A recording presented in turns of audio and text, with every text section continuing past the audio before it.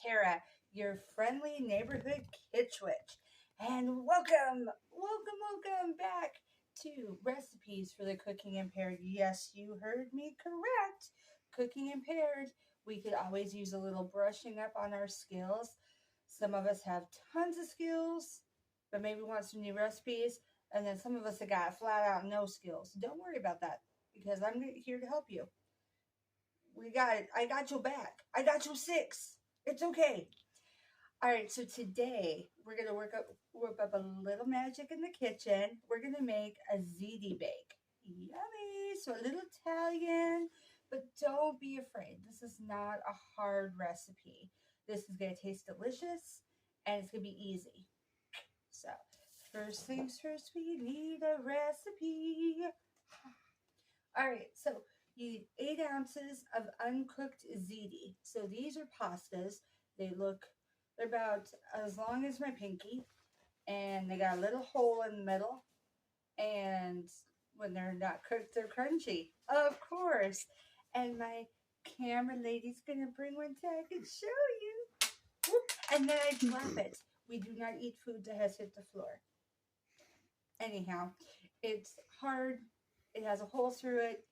But once it's cooked, it's nice and squishy, and it's neat because then while you're eating, the sauce actually gets in the inside as well as on the outside, and it's like a delicious surprise when you bite into it.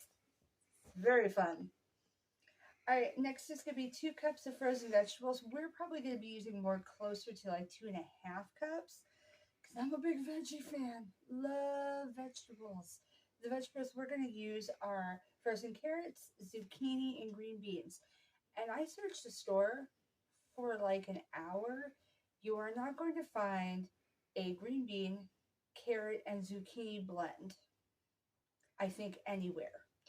So you might have to get a couple separate bags frozen, or you can get fresh, pre-cut it, and then freeze it. That is also an option. 1 pound of ground beef, 2 cans of mushroom soup, or 1 large can of mushroom soup. I opted for 1 large can, mostly because it was on sale. Yay! 1 can or 8-ounce can of tomatoes, drained and cut. This can be stewed tomatoes or diced. I went ahead and grabbed diced tomatoes, just because I feel like you get more of a throughout blend of the tomato, and then every bite you have at least a little bit. Stewed tomatoes are also great. If you get the diced tomatoes, you can get the kind that has the olive oil and the garlic flavoring, like I did, or you can get it au naturel. Either one's fine. You're going to use 1 teaspoon of dried basil leaves crushed. If you get them in a shaker, they're already ready to go. You don't have to pre-crush them. They're already ready. As long as they're already the dried leaves and already in the shaker. Also, do not get basil and bay leaves confused. This is going to be vastly different. Bay leaves will just be 1 full leaf that you would have to cut up. It's going to change the flavor. Basil. Gotcha. It's all good. All right, 1/4 teaspoon of pepper, an 1/8 teaspoon of garlic powder. So we're using very little because garlic powder is really strong. So we don't need very much. And 1 cup of shredded sharp cheddar. You're wanting this sharp cheddar because a couple of reasons. One, there's a difference in the milk content, and also 2, the sharp cheddar is real thick. But it's not real soft. If it's too soft, it can melt too fast, and sometimes it changes your consistency of the bake. And we want this more as a bit of a garnishing more than a full-on cheesy soupy mix. So that's that. And of course, it's almost oven time. But before we oven time, I got you metric fans ready. I got you covered. Here we go. Take a look. Feel like I need a song for this. Do do do do do do do do do do do do do do. You're done. All right. No copyright infringement intended. It was just a dinging sound that just happens to sound a lot like a TV show that you may or may not have heard of that's been around for decades. All right, we're going to go to our staging slash cooking area and get working on this magical yum. I'll see you over there. Okay, so first thing we're going to do is we're going to put our vegetables and our noodles together. We're not going to cook them all the way through. It's just a partial cook, partly because if you put the frozen noodles in the bake for the oven right away without pre-cooking it at all, you're going to have a really watery consistency. So, and then also you also want to make sure that your noodles are fully cooked. So I'm going to put this over in here so you can see what's going on. Woo! And put it down for a moment. And we have our carrots. Goes right in. Make sure we get all the carrots. There we go. Our green beans, you can do whole. In this particular case, I opted for the French style, partly because it cooks well, and I like the shredded. So you have all the different shapes, all the different great colors. You got the greenery, you got the orange from the carrots, and then last, can be easier to hide from picky people. That's a very good point. Thank you. And then we have our zucchini. Now this isn't going to be in again for very long. You just want to get things started cooking. I'll move that over here. And we'll come this direction so you can see how it's going.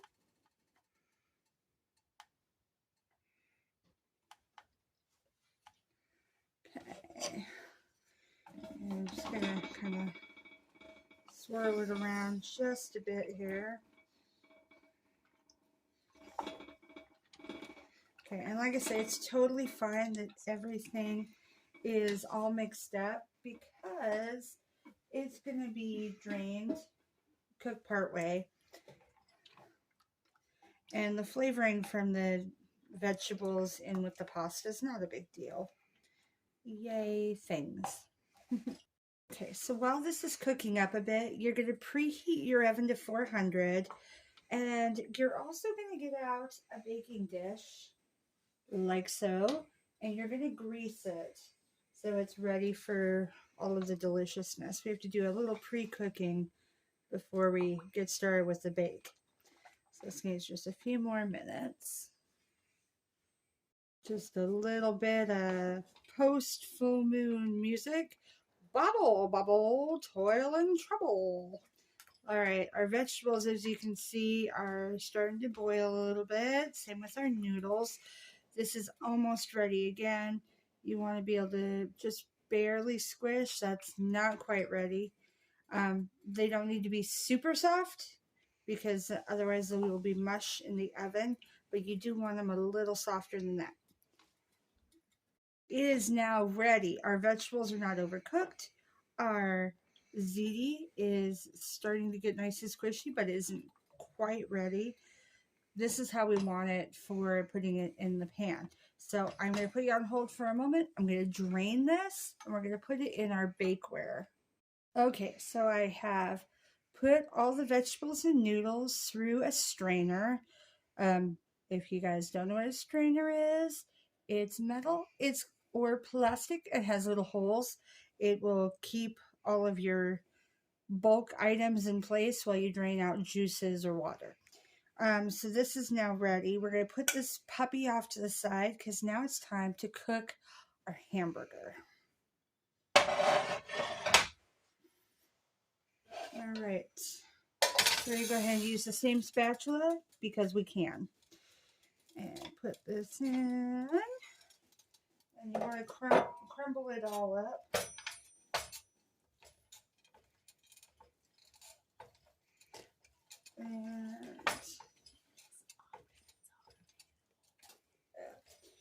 So if you are not a meat eater, this same recipe will be perfectly fine if you did a tofu crumble.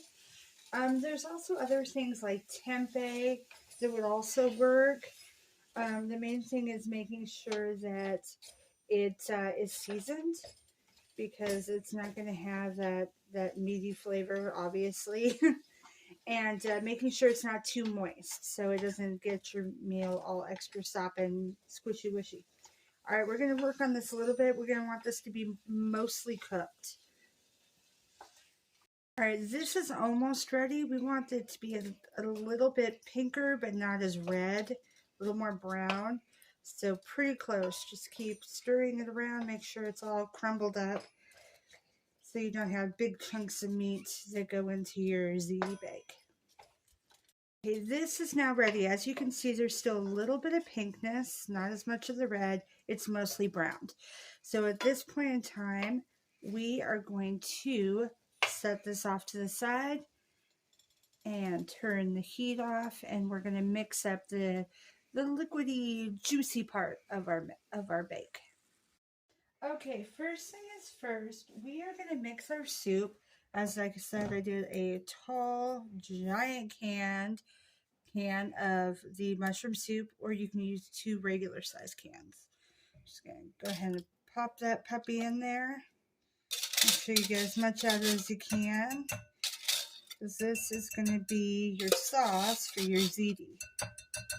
So make sure you do cream of mushroom, not a can of mushrooms. You can add a can of mushrooms drained to this recipe. I didn't opt for it because I forgot to check with my camera lady family-wise to find out if they were mushroom fans. So I'm just going to go ahead and do just the cream of mushroom, which has some mushroom in it. All right, next you have your diced tomatoes. This one is garlic and olive oil flavored. Totally fine. Doesn't have to be, like I said earlier. You want all the juice from that to stay in the can and be poured out. Okay, that's good. All right, so we're going to start stirring this up a little bit preliminary wise, and then we're going to add our seasoning. Now, usually I have our seasoning already pre-mixed up, measured out in a little container. But for those of you that maybe have less experience in the kitchen, I'm going to show you how to actually measure this out. Okay, so this is good for the moment. So we're going to go ahead and start with the garlic. For the garlic, we're going to be doing 1/8. Now, I didn't pull out a 1/8 measuring thing. I pulled out a 1/4 because we use 1/4 in a different portion. So you have make sure you have it open. So in order to get this 1/8 to be the same, and it's a 1/4, you're just going to use half the scoop, okay? Because 1/8 is half of the 1/4. So, okay, that's about approximately half.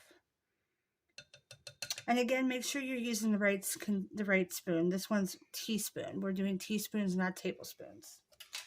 Okay, put this off to the side. And we're going to do 1/4 of the pepper, which is why I grabbed the 1/4. So now we got the pepper. As you can see, it's already got a sprinkler in there. We don't need the sprinkler. We're not putting a dash. We're putting a full 1/4. So you're going to pull it in. You're going to make sure it's even. So you might want to shake it a bit so it's level. And dust that in. Pop the top back on. Close it up. Ready for next time. All right, and now our basil leaf. Our crushed basil is going to be 1 teaspoon. Now that I went ahead and grabbed the 1 teaspoon. And again, make sure it's TSP, teaspoon, not tablespoon. Tablespoon will be way too much seasoning in this particular recipe. All right, this one doesn't want to come off. The camera lady help me get it to come off. All right, again, fill up your reservoir. Make sure it is even. And pop it in. Okay, I'll go ahead and, woo! All right, we're gonna go ahead and mix this all in.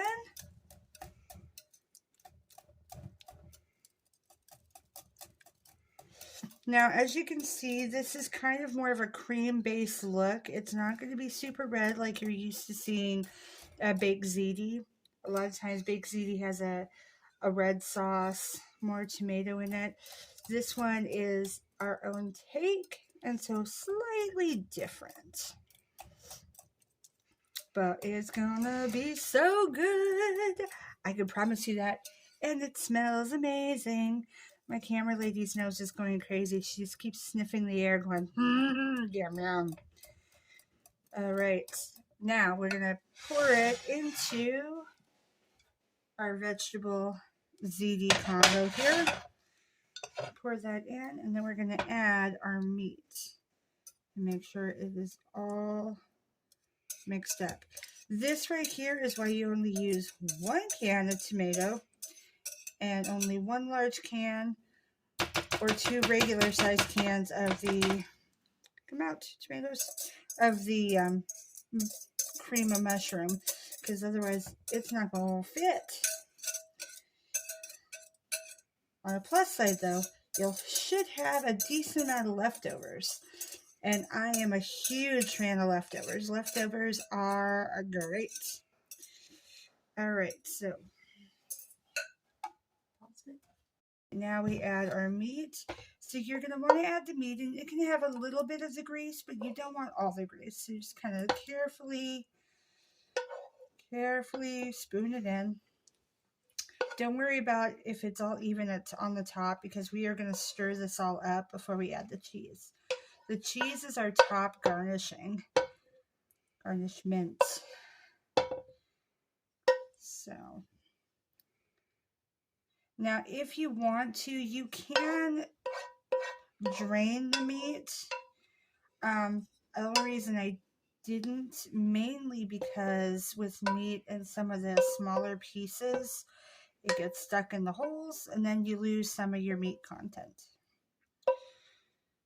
So just do it this way this time around, since we have some tiny crumbles involved. All right, all set. Now we're going to go ahead and stir this up. By this time, because we preset the oven for 400 much earlier, it should be hot, ready to go. So once we get the bake all stirred up and we add the cheese, it should be ready to cook. Oh, this is looking so good. So delicious. Now, fun idea, if you happen to have super picky kid eaters or super picky adult eaters, you can cook your vegetables, let them cool, blend them up, and add that to the mix as the cream sauce to go along with the tomatoes and along with your cream of mushroom, and then it just looks like a sauce. The only thing with that is you're probably going to want to use slightly less of the green beans so that it's more of an orangey color and you have less of the green coloring in, so that they don't throw a fit. You get what you get and you don't throw a fit. That's what they used to say when we were kids. All right. And now we're ready for the cheese. So we're just going to sprinkle this sharp cheddar all along the top. All along the top. We're not going to stir it in because this is a garnishing. And as you cut into this to put it on the plate, you're going to get a decent amount of cheese coming on along with your serving. So say you're not a sharp cheddar fan. With this kind of bake, I would even say you could use a mozzarella if you decided. But I like sharp cheddar. I think it's delicious. And I think with the cream mushroom in this particular recipe, it tastes so good. All right, so now we're going to put this in the oven. Okay, so we put a lid on it. We're going to put this in to bake for 15 minutes. And I'm going to go ahead and put it on the top for two reasons. One, because I did not move the grate to give more room. And two, everything is pretty well cooked. So it's not going to need a ton more heat. So that should be good. All right, we'll give it a couple minutes. We'll be back. 15. Okay, our meal is ready. We're going to take it out. Hand warmers.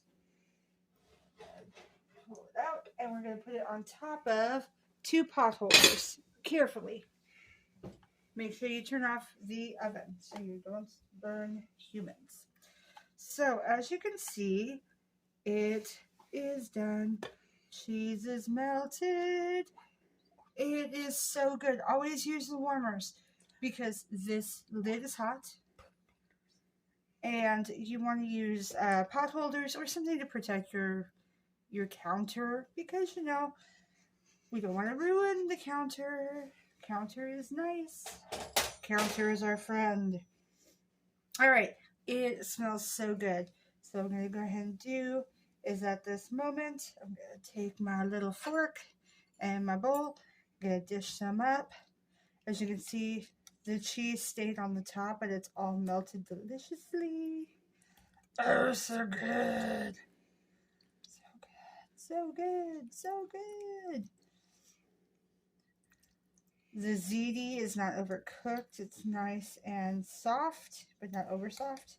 And you can still see its shape. It has not been cooked into squishy oblivion, which is something that is really easy to do when you're still learning to work with pasta. Overcooking happens. I want to get a little bit of that good zucchini on there. All right, well, I'm not going to eat this whole thing. It looks delicious. I totally could, but I won't. Let's go ahead and take this to our final staging area. Yum, yum, yum. All right, thanks for watching, everybody. For my returning foodies, thank you for your continuing viewing and your patronage. I love you all. I love your faces. For all my newbies, thanks for watching. Please feel free to tell me what you liked about the recipe. Do you like Italian? Do you want to try more of it? Is there something else you'd like to try? You could leave a comment. I love hearing about what other people would like to, test out and how they like the bake. Did you try it at home? What did you think? Would love to hear more. All right, if you vibed with this video, I want you to tickle that like button's tummy until it giggles with delight. And I would also love if you hit that subscribe button so you don't miss out on any more of our content, any more of our cooking impaired recipes. And please feel free to share. We could use more foodie friends out there. Bring them on over. I would love to see all your faces, beautiful faces. Again, welcome back, and I hope to see you again soon for recipes for the cooking impaired. I upload weekly, so don't miss out on any of the goodies. Love you all. Mwah.